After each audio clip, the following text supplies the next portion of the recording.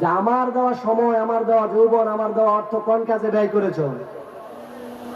উত্তর করতে পারবেন? আল্লাহর দেওয়া সময় এই পর্যন্ত কয়দিন মানুষকে দিন বুঝানোর জন্য, কোরআন বুঝানোর জন্য, কোরআনের সমাজ গড়ার জন্য চাইছেন? এটা বললে কি বলে জানেন? ইসলাম যদি ক্ষমতা পায় তাহলে কি হবে? হাত কেটে দিবে, বলে কিনা? মাগো মাইয়া করে কোনো বাজার যাচ্ছে দিত না, হ্যাঁ? যে বেটাকে হাত কাটে দিব, বুঝা গেছে হেমিয়া চুরির স্বভাব আছে, ঠিক না?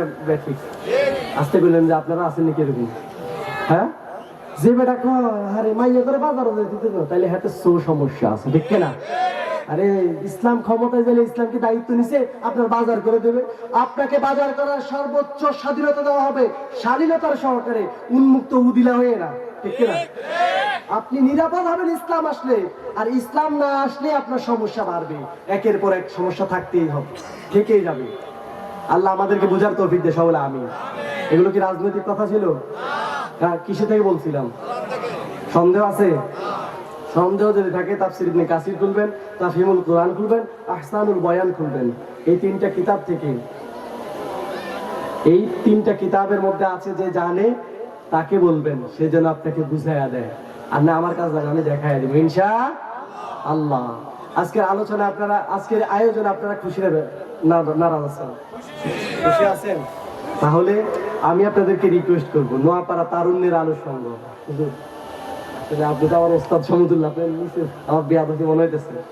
এদের এত সুন্দর সুন্দর আয়োজন, রমজান মাসে এরা এই যারা ৫ ওয়াক্ত নামাজ পড়ে বাচ্চারা, তাদেরকে একটা উপহার দেয়, দেয় কি দেয় না? সুন্দর একটা আয়োজন করে। আরো সুন্দর সুন্দর উদ্যোগ আছে, সামাজিক এই কল্যাণকর যে কাজগুলো আছে তারা করে। এই যে আয়োজনটা করেছে, আমার মনে হয়, আমি দিন থেকে বলতেছি, আমি এখানে 2 বছর ছিলাম, প্রায় 1 বছর 9 মাস। এই সময়টায় আমি শুনেছি, ইদানিং শুনে আসছি, নোয়াপাড়ার জমিনে এটাই প্রথম মাহফিল, ঠিক না বেটি? এতে করে আপনারা খুশি আছেন তো?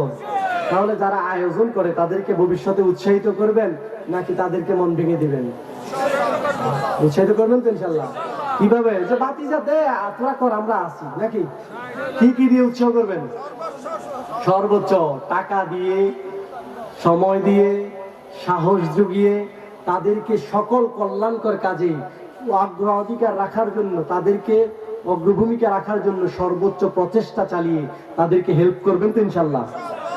আসলে যতটুকু কথা বলেছি দ্বীনের খাতিরে বলেছি, কোরআনের জন্য বলেছি, কোরআন থেকে বলেছি, হাদিসের আলোকে ব্যাখ্যা, আমার যতটুকু পড়াশোনা ছিল ব্যাখ্যার আলোটা শুধু দ্বীন কায়েমের জন্য বলেছি। কারো কাছে খারাপ লাগলে নিজেকে পরিবর্তন করুন, কোরআন পরিবর্তন হবে না, ঠিক কিনা? নিজেকে পরিবর্তন করুন, নিজের আমল পরিবর্তন করুন। আমল মানে কাজ। নিজে যে মতবাদ আছে, যে আদর্শ আছে, সব বাদ দিয়ে একমাত্র মুহাম্মদ সাল্লাল্লাহু আলাইহি সাল্লামের আদর্শে জীবন গড়ে সংগ্রামী সৈনিক হওয়ার চেষ্টা করুন। পারবেন তো ইনশাআল্লাহ? আল্লাহ আমাদের সবাইকে কবুল করুক, সকলে আমিন। আর আলোচনা না দীর্ঘায়িত করে আমার আলোচনা এখানে শেষ করছি। ওয়া আখিরু দাওয়ানা আলহামদুলিল্লাহি রাব্বিল আলামিন। আসসালামু আলাইকুম ওয়া রাহমাতুল্লাহি ওয়া বারাকাতুহু।